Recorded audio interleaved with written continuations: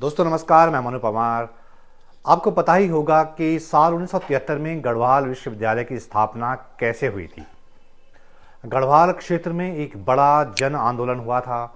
हमारे लोगों में उच्च शिक्षा को लेकर एक ललक थी, एक भूख थी। वो अपने बाल बच्चों को पहाड़ में ही उच्च शिक्षा दिलवाना चाहते थे, पढ़ाना चाहते थे। उन्हें दुनिया जहान के ज्ञान से, किताबों से रूबरू करवाना चाहते थे। दुनिया से मुकाबला करने के काबिल बनाना चाहते थे। उस जन आंदोलन में पहाड़ के वो गरीब गुरबा लोग भी शामिल थे जिनकी पहुंच से शिक्षा बहुत दूर थी।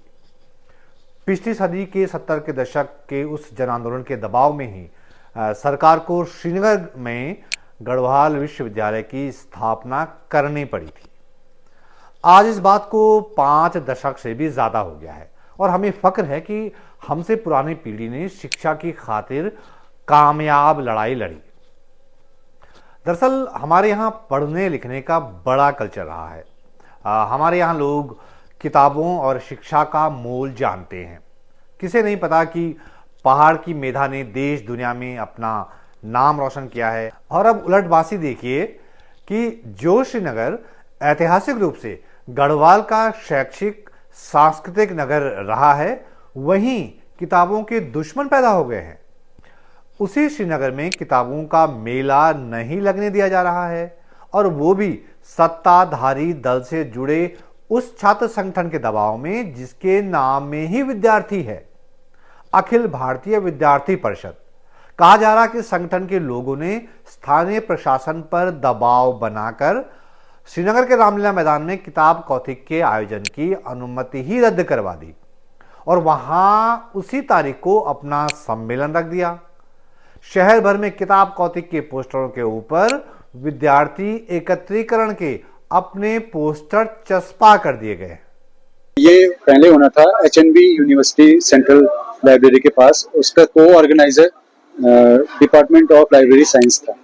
लेकिन कुछ ऐसा हमें फीडबैक मिला कि वहाँ छात्र संघ के कुछ लोगों ने VC साहब से ऑब्जेक्शन किया कि कैसे क्या क्योंकि तो हमारे पास अभी भी HNB यूनिवर्सिटी की परमिशन पड़ी हुई, लेकिन हमें अभी तक उन्होंने कुछ इन्फॉर्म नहीं किया। तो हमें लगा कि हमें किसी से कन्फ्रंटेशन नहीं करना है और हमने अपना परमिशन ली रामलीला मैदान की। 15-16 फरवरी को रामलीला मैदान की भी परमिशन हमने ले ली और हमने सोचा कि हम रामलीला मैदान में करेंगे और ये क्योंकि शहर के बीच में भी है, हमें अच्छा लगेगा। और वो हमने घोषणा भी कर दी, पोस्टर लगा दिए। तो अभी 2 दिन से हमें ये फीडबैक मिला कि उसी रामलीला मैदान में ही एक किसी संगठन, उसका मैं नाम नहीं लेना चाहूंगा, नीचे पोस्टर, हमारे पोस्टर के ऊपर एक छोटे बैनर लगे हुए उन्होंने लगा दिए हैं। उन्होंने बोला कि ये प्रोग्राम हम करेंगे, 16 तारीख को एक प्रोग्राम हमारा है। तो हम उनसे मिलने गए और हमने उनको इनवाइट किया। हमने कहा कि आप 15 तारीख को हमें करने दीजिए, 16 तारीख के बाद और 16 हाफ के बाद आप भी कर लीजिए। उनका ये कहना है कि नहीं, हम ये प्रोग्राम नहीं होने देंगे। हमें किताब कौतिक का आयोजन रद्द होने के बाद सोशल मीडिया पर हंगामा बरपा हुआ है। इस घटना के बाद लोगों की बेहद तीखी प्रतिक्रिया सामने आ रही है। लेकिन हैरानी की बात यह है कि जमीन पर वैसा प्रतिकार देखने को नहीं मिला। श्रीनगर में 15 और 16 फरवरी को किताब कौतिक लगने वाला था, जिसमें हिंदी और अंग्रेजी के अलावा लोक भाषाओं के लगभग 60 प्रकाशक भी आ रहे थे। जमाने भर की किताबें आ रही थीं। लोग आते, पढ़ते, देखते, खरीदते। एक बहुभाषीय कवि सम्मेलन भी होना था, परिचर्चा होनी थी, लेखकों और संस्कृति कर्मियों से मुलाकात होनी थी, बातचीत होनी थी, वर्कशॉप होनी थी। बड़ा कुछ होने वाला था और ये पहली बार नहीं हो रहा था।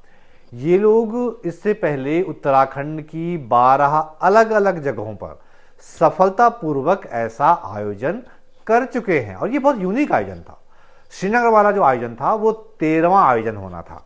इसका मेन उद्देश्य है पहाड़ के दूरस्थ इलाकों में पढ़ने लिखने की संस्कृति को आगे बढ़ाने का उद्देश्य और ऐतिहासिक स्थलों को प्रचारित करने का। और 12 जगहों पे सफल आयोजनों के बाद ये बड़ी, मतलब मेरे लिए भी बहुत एक शर्मनाक बात है या अफसोसजनक बात है कि किताब कौतिक की 3 महीने की तैयारियों के बावजूद हमें श्रीनगर किताब कौतिक पोस्टपोन, मतलब कैंसिल करना पड़ रहा है, क्योंकि इतना ज्यादा किसी पर्टिकुलर संगठन से हमें वो मिल रहा है, जबकि बहुत लोग चाहते हैं कि किताब कौतिक हो आम जन। अब सवाल ये पैदा होता है कि श्रीनगर में किताबों के दुश्मन कौन हैं और आखिर किताबों से दुश्मनी कैसी?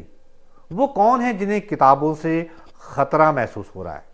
और किसी का क्या बिगड़ जाता अगर हमारे बच्चे, हमारे लोग, हमारे युवा दुनिया भर की किताबों से रूबरू हो जाते, वो भी उस श्रीनगर में जो कि ऐतिहासिक रूप से गढ़वाल की सांस्कृतिक और शैक्षिक नगरी मानी जाती रही है। और गजब की बात यह है कि उसी श्रीनगर में किताब कौतिक नहीं लगने दिया जा रहा है जो कि उत्तराखंड के शिक्षा मंत्री धन सिंह रावत का विधानसभा क्षेत्र है। हम क्यों भूल जाते हैं कि हमारे पुरखों ने तो इसी पढ़ाई के लिए सड़कों पर आंदोलन किया था, शिक्षा के लिए लंबी लड़ाई लड़ी थी, तब जाकर श्रीनगर में गढ़वाल यूनिवर्सिटी की स्थापना हो पाई थी। और आज शिक्षा कुछ लोगों को खटकने लगी है। बड़ी ताज्जुब की बात है। मैं ये सोचकर हैरान हूं कि किताबों से किसी की दुश्मनी कैसे हो सकती है। पढ़ने लिखने से भला किसको खतरा हो सकता है? तो फिर किताब कौतिक के विरोधियों को किससे दिक्कत हो सकती है? वो कौन है जो सत्ताधारी दल से जुड़े लोगों को खटक रहा है?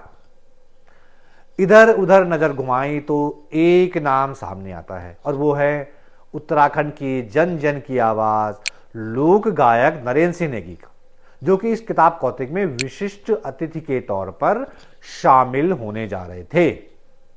बताया जा रहा है कि नेगी जी का नाम देखकर सत्ताधारी दल से जुड़े लोगों की भवें तन गई और उन्होंने आयोजकों से कह दिया कि उन्होंने इस आयोजन में नरेंद्र सिंह नेगी को क्यों बुलाया। आप जानते ही हैं कि नरेंद्र सिंह नेगी जी सत्ताधारी दल से जुड़े कई लोगों को लंबे समय से खटक रहे हैं। मूल निवास भू कानून के मुद्दे पर नरेंद्र सिंह नेगी एक मुखर आवाज रहे हैं। उन पर तब भी भारी दबाव बनाया गया था कि दिसंबर 2023 में देहरादून में हुई मूल निवास वाली बड़ी रैली के लिए उन्होंने जो अपील की थी उसको वो वापस ले लें, लेकिन नेगी जी उस दबाव के आगे झुके नहीं। हाल में उत्तराखंड में जो शहरी निकाय के चुनाव हुए थे उसमें तमाम दबाव के बावजूद नेगीदा ऋषिकेश में निर्दलीय प्रत्याशी दिनेश चंद्र उर्फ मास्टर जी के मंच पर पहुंच गए थे। नेगीदा के कार्यक्रम से ऐसा चुनावी माहौल बना कि मास्टर जी ने बीजेपी और कांग्रेस दोनों के पसीने छुटा दिए थे। हालांकि मास्टर जी चुनाव जीत नहीं पाए, दूसरे नंबर पर रहे, लेकिन उनके चुनावी कैंपेन ने बीजेपी कांग्रेस दोनों के माथे पर पसीना ला दिया था। तो जिनको किताबों से डर लगता है उनको लोक गायक नरेंद्र सिंह नेगी से भी खतरा महसूस हो रहा है। बड़े ताज्जुब की बात है। ये उत्तराखंड में हम कैसा माहौल बना रहे हैं? मुझे दोस्तों इस पूरे मामले में आपकी राय जाननी जरूरी है। उत्तराखंड में इस समय ये जो कुछ चल रहा है इस पर आप क्या सोचते हैं, आपकी क्या राय है? नीचे कमेंट बॉक्स में जरूर लिखिएगा। किताबों के दुश्मनों को पता जरूर चलना चाहिए कि जमाने भर में उनकी थू थू हो रही है। उनकी हरकत उत्तराखंड की खराब तस्वीर पेश कर रही है। आप जरूर कमेंट बॉक्स में लिखिएगा और मुझे इस कंटेंट के लिए दोस्तों आपका सपोर्ट चाहिए। ये मेरा यूपीआई का क्यूआर कोड है, इसे स्कैन करके जो भी छोटी मोटी मदद आप कर सकते हैं प्लीज कर दीजिए। आपकी छोटी सी मदद अच्छा कंटेंट तैयार करने में बड़ी मददगार होगी। तो मेरे चैनल से जुड़े रहिए और जो लोग अभी तक मेरा चैनल सब्सक्राइब नहीं कर पाए हैं तो वो कृपया फटाफट कर लें। बेल आइकन पर भी क्लिक कर लें ताकि मेरे हर नए वीडियो की नोटिफिकेशन सबसे पहले आप तक पहुंच जाए। तो ये वीडियो देखने के लिए दोस्तों आपका बहुत बहुत धन्यवाद और जल्द मिलते हैं एक नए वीडियो के साथ। तब तक के लिए नमस्कार।